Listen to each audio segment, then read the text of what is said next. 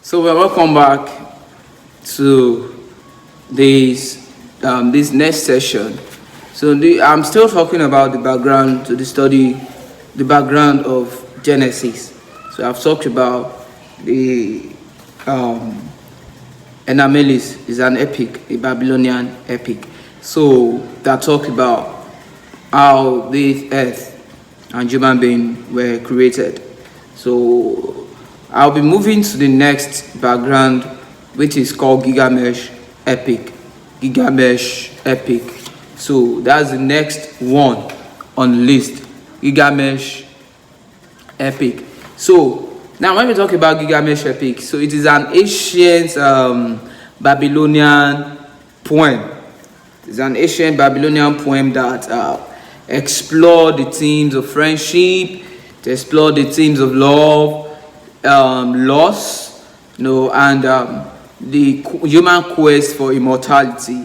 So the epic actually consists of 12 tablets, and each with its own story. So, but together forming a kind of cohesive narrative. So that is Gilgamesh Epic. A lot of stories are gathered together. A lot of it's a poem actually. It's a poem. So a kind of Babylonian poem that actually talk about friendship, love, and all that. So and it contains 12 tablets. It contains 12 tablets with its own story. So in this Gilgamesh Epic, we are going to basically talk about the flood story, because this Gilgamesh Epic has its own flood story. It has its own flood story, which has been written before the Genesis account of the flood story was written. So basically, this is compared to the Genesis flood story because of these striking similarities in them. So I'll give the plot of this epic. So now the story actually revolves around a man called Gilgamesh. It was called Gilgamesh, and he was the king of Uruk, Uruk, Uruk. So and who is in 2/3 God and 1/3 human. You can call him a kind of semi-god. So and he was a tyrannical ruler. He oppressed his people. At the same time, so he oppressed his people. He was very scary. He was a kind of scary leader. So until when they created a Kindu. So they created someone called a Kindu. So a Kindu was he was a white man. So and this Akindu challenges Gilgamesh. He challenges Gilgamesh. So they try to actually subdue each other, but it is not possible. They are not able to actually do that, to subdue each other. So as a result of that, the two of them became friends. They become friends. So and they went on adventures together. They slayed monster together. So they slayed a monster called Umbaba. So they slayed this monster, and they also killed the bull. The two of them killed the bull of heaven. So they killed the bull of heaven. So that was to tell you how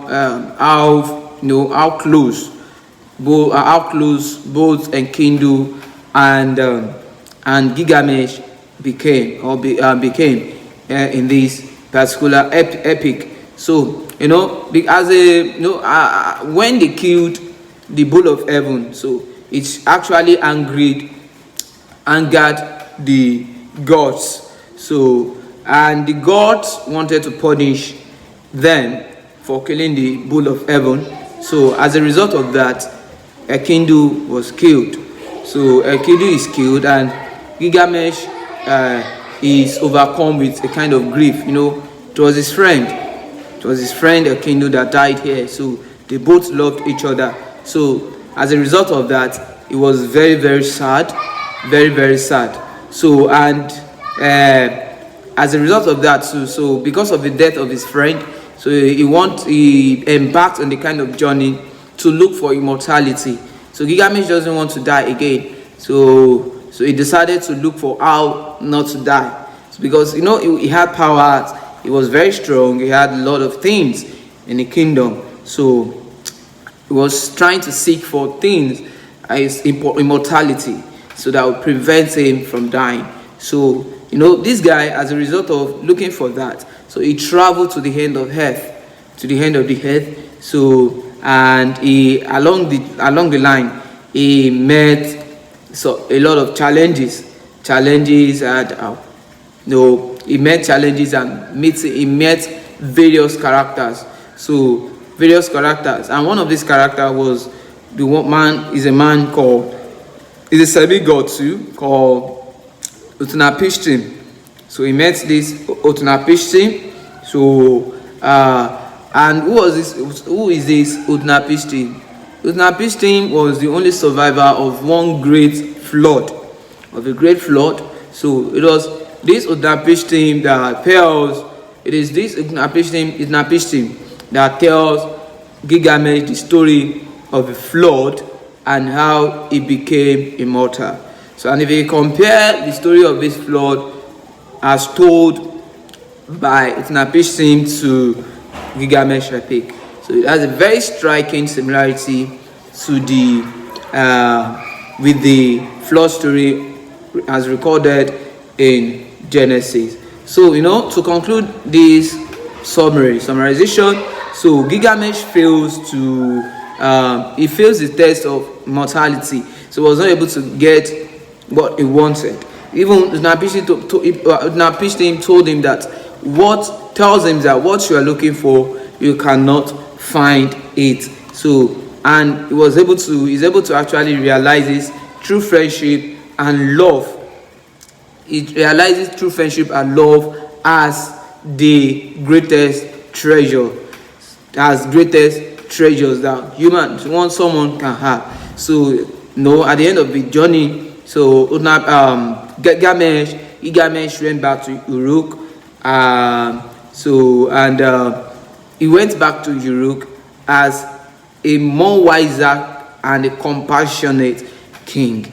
So he learned a lot of lessons, and he's able to actually turn a new leaf according to this epic. So he learned to actually be friendly to the people, or the people he was ruling over there. But our lesson here, what we are trying to bring out here, is the flood story. So we can see that from this epic, there is a flood story that is that is being mentioned of by Utnapishtim, and Utnapishtim represent the Noah that we have in the Bible, because it was Utnapishtim that survived this great flood.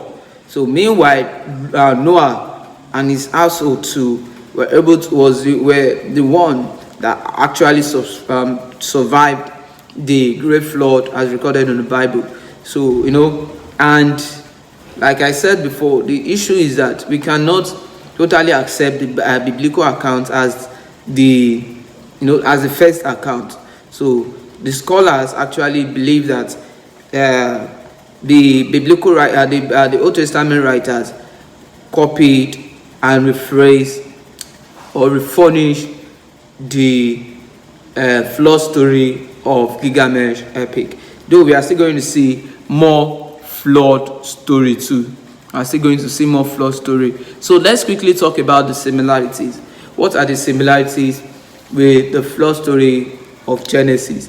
Number one is that we have both of them are flood narrative. So both stories feature a devastating flood that actually destroyed humanity. So as explained by Utnapishtim too. So it was the God revealed to him that they were going to actually destroy the world with flood. So now the same thing in the Genesis too. So, and the point there is that this flood actually wiped a lot of people away, leaving Noah and his household alone. Meanwhile, it also left Utnapishtim and his household alone too. We also have divine warnings too. That's another similarities. There is this concept of divine warnings. So divine warning in both accounts. So the hero of the Gilgamesh Epic is Utnapishtim. So in Gilgamesh, while in Genesis it is Noah. So the two of them actually received a kind of divine warning. God told Noah that something is going to happen, and the gods also told they also warned Utnapishtim. Another one is the ark of both. Ark of both, B-O-A-T. So that is, both heroes built a vessel. The two of them built a vessel.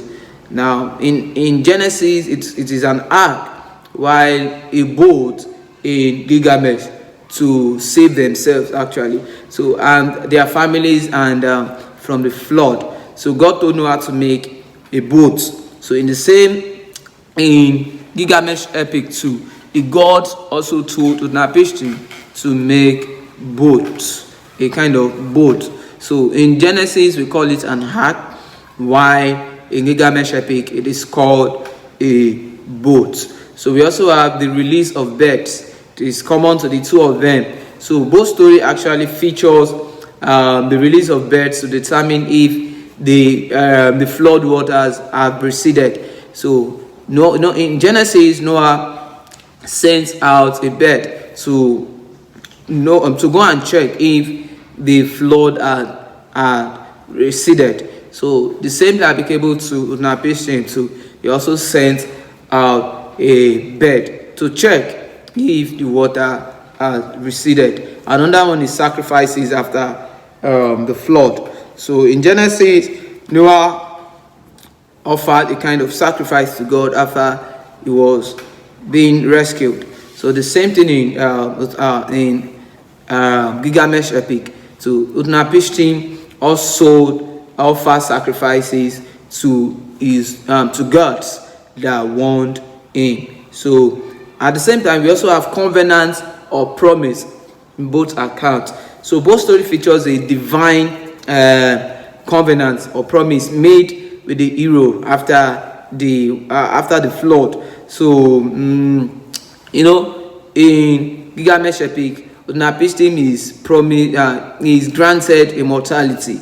So why God made a covenant with Noah? The covenant God made with Noah was that this earth will not be destroyed by water again. So there we have the rainbow. So but in Gilgamesh Epic, so Utnapishtim is made to be immortal. So this one I've explained or mentioned, they are the striking similarities in both accounts.